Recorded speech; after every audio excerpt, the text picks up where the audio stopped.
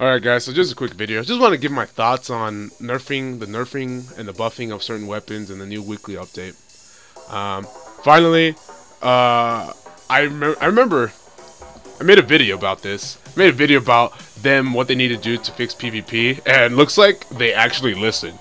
Maybe all those butt threats I was making to them actually got to them. Anyways, the Thorn. The Thorn is being nerfed, and in some ways it's kind of being buffed at the same time. I don't know. There's a lot of different things that are getting buffed. Pulse rifles are getting a nerf for some reason, and auto rifles are getting another buff. LOL. They got nerfed 3 times and then they're buffing them. Whatever. Shotguns are getting nerfed. LOL. This game just like the more it goes on, the more and more. This doesn't make sense, but the more or less fun it gets. You know, the less fun it gets. And I don't know. I don't really play this game as much as I used to. If this was happening way before, then it kind of would have hindered my experience. But now, since I'm basically a god of Destiny. I have everything, every single weapon you can get, except for what's that? I don't even know. I have every weapon. What the freak? I don't have every armor. I still need 3 exotic armors from the other Guardians, but that doesn't even bother me. You know, it's stuff like this that makes me want to stop playing Destiny. Anyways, let's get right into the main topic. Is nerfing Gjallarhorn a good thing? Now, I'm going to give you the perspective from Bungie. Bungie is looking at people playing Destiny, right? And then they put in their weekly update this retarded statement saying people who didn't have Gjallarhorn were not able to join groups, or like were getting kicked from groups because they didn't have that certain weapon. Okay, stop right there. When has that ever happened to you? When has that ever happened to you besides Skolas? And this is back when he had the burn. When has not having Gjallarhorn been a thing? You know, unless you completely suck, I can understand that. If you suck and people don't want to let you in because you suck, I'm sorry, that's on you. That's because of your physical skill and not being good enough to complete tasks. But if you don't have Gjallarhorn, that is not your fault. And no one should be able to kick you out of groups or like not allow you to join in certain activities. I've been there before, and not having Gjallarhorn in certain occasions will be like kind of a hindrance. But I've never ever ran into a situation or an obstacle in Destiny where every single person either had to have Gjallarhorn or they needed to GTFO. I never had a situation like that. The only time that was like that, it was with Skolas, and that's because that week he had solar burn. But guess what? Bungie patched that, so no longer is there a burn effect when you fight Skolas. So why are you nerfing Gjallarhorn? My guess is, as soon as the Taken King drops, that raid will be conquered so quick. I mean, I know they're trying really hard to make it complicated, to make it really challenging for us, but we all know the hardcore Destiny players, we're gonna beat that day 1. And then the next time we beat it, we're gonna beat that day 1 again. And then the next time we beat it in a couple minutes. You know, because that's how dedicated the fan base is to Destiny. For us as FPS guys and as console players, we didn't really get a game like this for a long time. You know, the last game that was like this was Borderlands for consoles. I know that was on PC too, but for console players who've only been on consoles, we haven't really experienced raids, MMOs like this. So the first time we did it, you know, we're thrilled, we're excited. We go in there and we take these guys down like nothing. We're able to find exploits and stuff because that's how we are as gamers. We're really try hard. So Bungie realized that, you know, Oryx is probably going to be able to be killed by DPS. I'm sure there's going to be conditions, terms and conditions, like you gotta take out a shield or something in DPS and whatever. They probably did test out what would it be like if a full team of Gjallarhorns with the maxed out attack. I don't know what the max attack is in the new DLC. I don't know if they revealed it or not, but whatever it is, it must be pretty high because I know the light level is going to like 40 or something. I don't know. Some rumors were saying it was going to 40. But they probably tested this out and they saw how strong Gjallarhorn really was. So they're nerfing it now and putting in the fakest excuses to justify it getting nerfed. Like players were not being able to join other activities because they didn't have Gjallarhorn. Okay, I understand. This never happened. Let me know in the comment section if this happened to you, because I would really like to know. The only time this actually ever happened that I witnessed, and I was actually a part of it, was when Skolas had the burn. The solar burn. Only the solar burn too. And what's funny is that we could actually do the black hammer.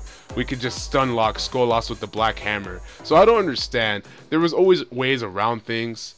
Gjallarhorn was never a must-have. Besides, when we go to like Atheon, we just use icebreakers. Everybody should have an icebreaker at this point because Sir has sold it on more than 2 occasions.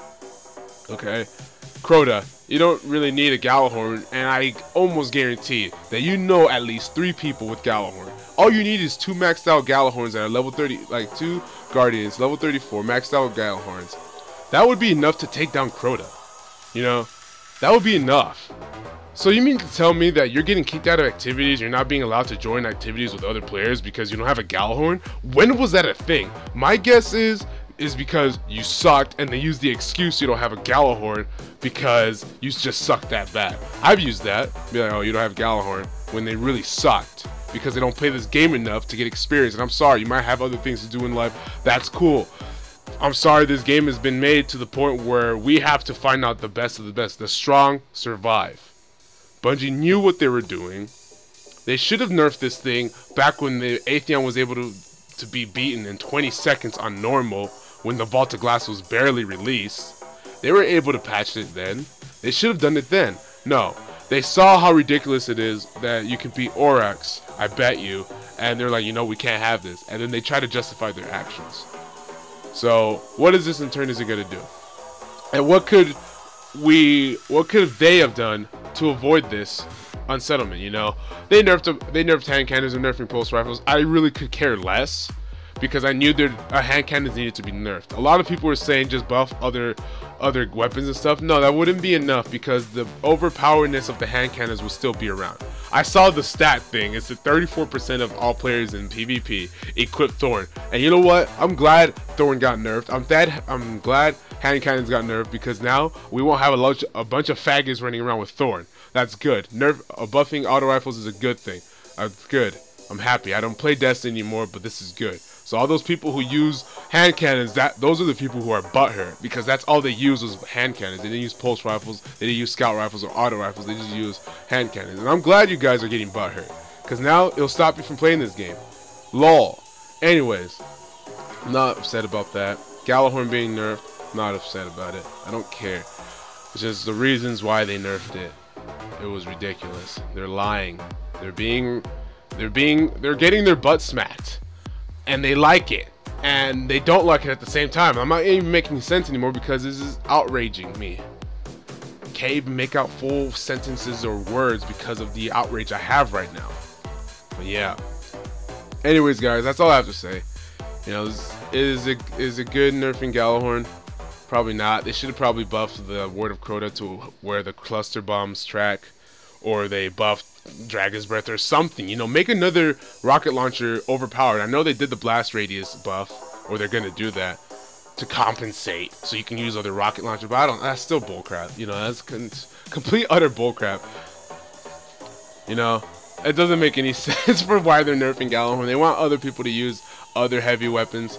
If you put the Word of Crota, I guarantee you, if you put the Word of Crota to have cluster tracking, tracking cluster bombs, you know, they can do this. Cluster bombs don't track in real life. Cool. A Gjallarhorn does not exist in real life. So think about that. You know, this is a video game. They could have whatever they want. Put cluster bomb tracking on the Word of Crota, and I guarantee you that the Gjallarhorn would go down. And I tell you why. Because other people like to use different exotics like Icebreaker, the Fourth Horseman, Invective, Lord of Wolves. They like to use Hawkmoon. They like to use, you know, Red Death, Bad Juju, all these other weapons, but they can't because they're locked at one exotic, and they would much rather use Gjallarhorn as their exotic slot because it's the best exotic. Because Bungie made it that way. Bungie, buff the freaking Dragon's Breath, buff Word of Crota, do something so people don't have to use Gjallarhorn all the time, because this isn't going to change anything. You think this is going to change anything? No. People will still use Gjallarhorn.